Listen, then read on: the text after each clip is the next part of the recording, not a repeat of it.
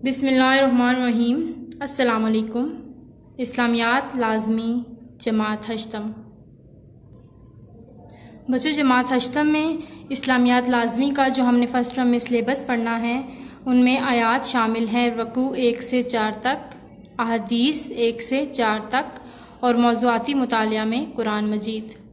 तो अब हम सबसे पहले अहदीस का पोर्शन स्टार्ट करेंगे।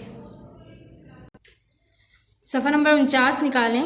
हदीस नंबर 1, अफ़ज़लुल अमाल ला इलाहा इल्लल्लाहु व अफ़ज़लुल दुआ अस्तग़फ़ार। अफ़ज़लुल अमाल सबसे ज़्यादा फ़जीलत वाला अमल, ला इलाहा इल्लल्लाहु व अफ़ज़लुल दुआ और बेहतरीन दुआ है अस्तग़फ़ार। तर्जुमा, सबसे ज़्यादा फ़जीलत वाला अमल ला इलाहा इल्लल्लाहु और बेहतरीन दुआ अस्तग़फ़ार है। जैसा कि बच्चों आप देख सकते हैं कि हज़रत मोहम्मद सल्लल्लाहु अलैहि वसल्लम की इस हदीस मुबारका के 2 हिस्से हैं। हदीस के पहले हिस्से में अल्लाह ताला की वहदानियत को बयान किया गया है। कायनात का हालिक और मालिक सिर्फ अल्लाह ताला की ज़ात है और दोनों जहानों की तहलीक में, दोनों जहानों को बनाने में कोई उसका शरीक नहीं है। अगर हम अल्लाह ताला की इन सिफ़ात को मलहूज़े हाथे रखें तो ये हमारा फ़र्ज़ बनता है कि हम सिर्फ़ और सिर्फ अल्लाह ताला की इबादत करें और उसी को इबादत के लायक समझें और अल्लाह ताला की ज़ात में, उसकी सिफ़ात में किसी को शरीक ना ठहराएं, क्योंकि अल्लाह ताला शिर्क को माफ़ नहीं करता। खुद कुरान मजीद में इरशाद है, बेशक शिर्क बहुत बड़ा जुल्म है। हदीस का दूसरा हिस्सा अफ़ज़लुल दुआ यानी बेहतरीन दुआ अस्तग़फ़ार है। जैसा कि हम जानते हैं कि इंसान हता का पुतला है और वो जाने अनजाने में बहुत सी कोताहियाँ कर बैठता है। लिहाजा अक़ल का तकाज़ा ये है कि हम अपनी गलतियों को तस्लीम करते हुए और अल्लाह ताला की ज़ात की रहमानियत पर यकीन रखते हुए अल्लाह ताला से माफ़ी के तलबगार हों, यानी हर लम्हा तौबा इस्तग़फ़ार करते रहें। खुद नबी पाक सल्लल्लाहु अलैहि वसल्लम भी दिन में कई मरतबा तौबा इस्तग़फ़ार किया करते थे। तशरीह, हज़ूर अकरम सल्लल्लाहु अलैहि वसल्लम की इस हदीस मुबारका के 2 हिस्से हैं। पहले हिस्से में अल्लाह ताला की तौहीद के इकरार को सबसे ज़्यादा फ़जीलत वाला अमर करार दिया गया है, जबकि दूसरे हिस्से में इस्तग़फ़ार यानी अल्लाह के हज़ूर अपनी गलतियों और गुनाहों की माफ़ी तलब करने को सबसे फ़जीलत वाली दुआ करार दिया गया है। हदीस के पहले हिस्से में इरशाद है, अफ़ज़लुल अमाल ला इलाहा इल्लल्लाहु यानी अल्लाह के सिवा किसी दूसरे को इल्लाह ना मानने का इकरार और अपने अमल से इस अक़ीदे का इजहार सबसे फ़जीलत और अज़मत वाला अमल है।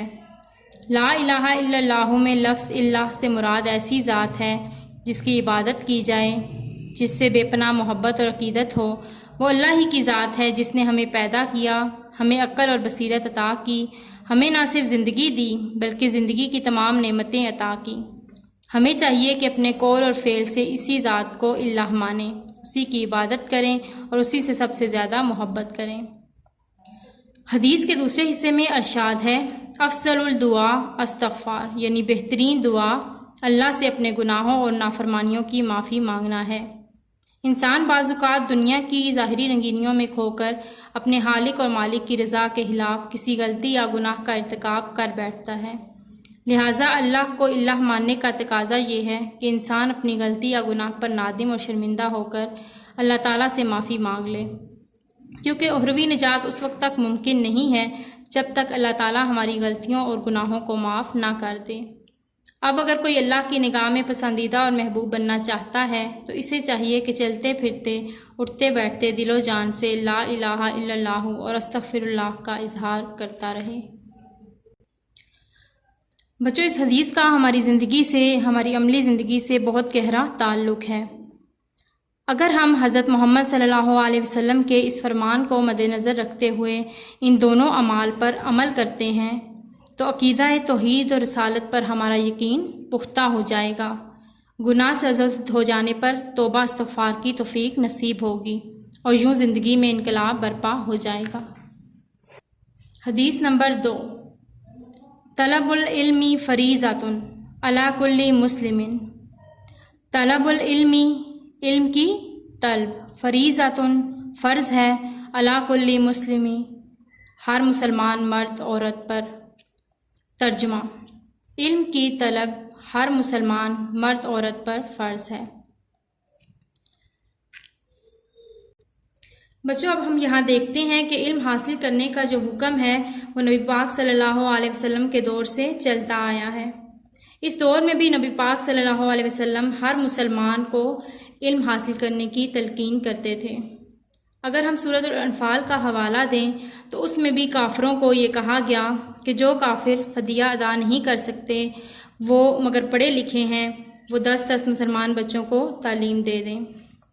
नबी पाक सल्लल्लाहु अलैहि वसल्लम ने इस हवाले से ये भी नहीं देखा कि ये काफिर हैं या यहूदी। अच्छा इल्म जहाँ से मिले हासिल करो, ऐसा इल्म जो आपको अदाब मुआशरत सिखाए और आपको अच्छे बुरे की तमीज़ सिखाए। खुद नबी पाक सल्लल्लाहु अलैहि वसल्लम अपने बारे में कहा करते थे कि मुझे मुअल्लम बनाकर भेजा गया है ताकि मैं इस्लाह कर सकूं। कुरान पाक में अरशाद है, कुल्लु रब्बी ज़िदनी इल्मन, यानी ए नबी कहो कि ए मेरे रब मेरे इल्म में इजाफ़ा फरमा। हज़रत मोहम्मद सल्लल्लाहु अलैहि वसल्लम अपने इल्म में इजाफ़े के लिए ये दुआ कसरत से किया करते थे। अगर हम इल्म की अहमियत देखें तो उसका अंदाज़ा इस आयत से होता है कि क्या हो सकते हैं अहले इल्म जो कि इल्म रखते हैं, जो कि सब जानते हैं वो, और जो कुछ नहीं जानते एक बराबर, यानी कि जो सब कुछ जानते हैं, जो अहले इल्म है, जो इल्म रखते हैं वो, और ना जानने वाले एक बराबर हो सकते हैं। तशरीह। इंसानी फितरत का बुनियादी तकाजा है कि इसे अपनी ज़ात और कायनात के बारे में हर अच्छी और बुरी बात का इल्म हो। इसके बगैर ना तो इंसान दुनिया में तरक्की कर सकता है और ना ही अपने हालिक और मालिक का कुर्ब हासिल कर सकता है। इंसान की इसी बुनियादी ज़रूरत के पेश नज़र हुज़ूर अकरम सल्लल्लाहु अलैहि वसल्लम ने इस हदीस में इल्म का हासिल करना हर मुसलमान मर्द औरत पर लाजमी करार दिया है, जबकि हमारे मुल्क में लड़कों के मुकाबले में लड़कियों की तालीम का तनासुब निस्फ है। लड़कियों के मदारस की तादाद भी आधी है। हुज़ूर अकरम सल्लल्लाहु अलैहि वसल्लम के इरशाद गिरामी पर अमल करने के लिए ज़रूरी है कि हम लड़कियों की तालीम और तरबियत पर भी पूरी तवज्जो दें ताकि कोई बच्ची अनपढ़ और जाहिल ना रहे। इंसान उस वक्त तक अपने मुकाम और अल्लाह की तरफ से आयद करदा फ़राइज़ को जान नहीं सकता जब तक वो इल्म की जुस्तजू की राह पर गामज़न ना हो।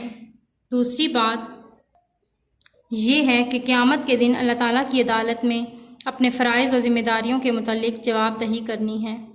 इसलिए हर नेकी और गुनाह का, अच्छाई और बुराई का इल्म हासिल करना भी ज़रूरी है, तभी हम दुनिया में कामयाब हो सकते हैं और आखिरत में अल्लाह ताला की अदालत में भी सुरखरू हो सकते हैं। बच्चों, इस हदीस का हमारी अमली ज़िंदगी से ताल्लुक़ ये है कि अगर हर मुसलमान हज़रत मोहम्मद सल्लल्लाहु अलैहि वसल्लम के इस फरमान के मुताबिक इल्म हासिल करे तो मुसलमान हर मैदान में नुमायाँ तरक्की करेंगे और मुसलमान पूरी दुनिया में सरबुलंद हो जाएंगे और यूँ हमें दीनो दुनिया और आखिरत की कामयाबी नसीब हो जाएगी। हदीस नंबर 3। खैरुकुम मन तअल्लमल कुरआन व अल्लमहु। खैरुकुम तुम में से बेहतर है, मन तअल्लमल जिसने कुरान सीखा, व अल्लमहु और उसे सिखाया। खैरुकुम तुम में से बेहतर है, मन तअल्लमल कुरान जिसने कुरान सीखा, व अल्लमहु और उसे सिखाया। तर्जुमा। तुम में से बेहतर वो है जिसने कुरान सीखा और इसे दूसरों को सिखाया। बच्चों, अल्लाह ताला ने सबसे पहले इंसान को कहा कि तुम मेरा विर्द करो, मेरा ज़िक्र करो, कलमा पढ़ो, तौबा इस्तग़फ़ार करो, मेरा शुक्र करो, अल्हम्दुलिल्लाह बोलो, मेरी तारीफ़ करो, सुभान अल्लाह बोलो। फिर उसके बाद अल्लाह ताला ने कहा कि कुरान पढ़ो, यानी कि कुरान को पढ़ के उस पर अमल भी करो। सिर्फ कुरान को पढ़ो नहीं बल्कि उस पर अमल भी करो और जो कुछ तुम सीख रहे हो, जो कुछ तुम जान रहे हो उसे दूसरों को भी सिखाओ। कुरान पाक ऐसा कलाम है जो सच्चा है और तमाम शिकूक व शुबहात से बालातर है। ये चश्मा हिदायत है और मुकम्मल ज़ाब्ता-ए हयात है। जो कुरान सीखता है और उसे दूसरों को सिखाता है वो तुम में से सबसे ज़्यादा बेहतर है। तशरीह। कुरान हकीम कलाम इलाही है जिसका मौजू इंसान है। ये किताब महज नमाज और रोज़े की तालीमात पर मुश्तमिल नहीं है, बल्कि इंसानी ज़िंदगी के तमाम पहलू, ख्वाह वो दुनियावी हों या उखरवी, मुआशी हों या माशरती, सियासी हों या साइंसी, सब के बारे में ताअब्बद रहनुमाई रखती है। हम आखिरत में भी उस वक्त तक कामयाब नहीं हो सकते जब तक हम अपनी दुनियावी ज़िंदगी को कुरानी तालीमात के सांचे में ना ढाल लेते।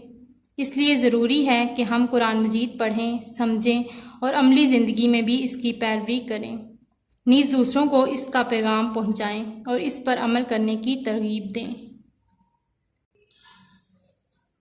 बच्चों, इस हदीस का हमारी अमली ज़िंदगी से गहरा ताल्लुक़ है।